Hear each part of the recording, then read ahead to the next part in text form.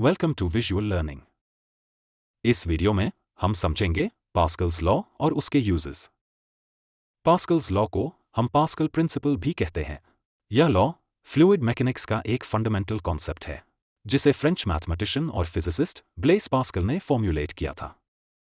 इस लॉ के अकॉर्डिंग जब किसी कंटेनर में बंद फ्लूइड पर किसी भी पॉइंट से प्रेशर अप्लाई किया जाता है तब वह प्रेशर हर डायरेक्शन में इक्वली ट्रांसमिट होता है।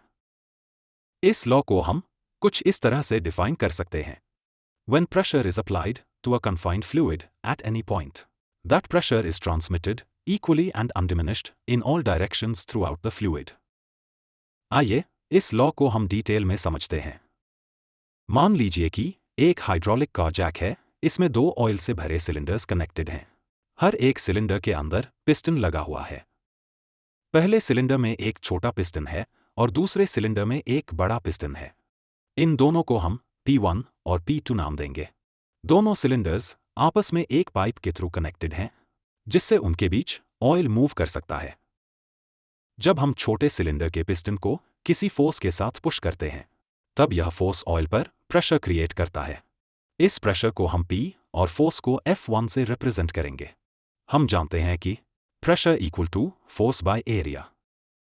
मैथमेटिकली इसे हम इस तरह रिप्रेजेंट करेंगे। यहाँ A1 स्मॉल पिस्टन का एरिया है। अकॉर्डिंग टू पास्कल्स लॉ यह प्रेशर ऑयल के थ्रू हाइड्रोलिक सिस्टम में इक्वली ट्रांसमिट होगा। इसका मतलब सेम प्रेशर P दूसरे सिलेंडर के बड़े पिस्टन पर भी लगेगा। अब क्योंकि बड़े पिस्टन का एरिया बड़ा है इसलिए उस पर फोर्स ज्यादा लगेगा। इस फोर्स को हम F2 कहेंगे। इसे हम मैथमेटिकली इस तरह समझ सकते हैं। F2 equal to pressure into A2। अगर हम इसमें प्रेशर की वैल्यू पुट करें तो हमें यह मिलेगा।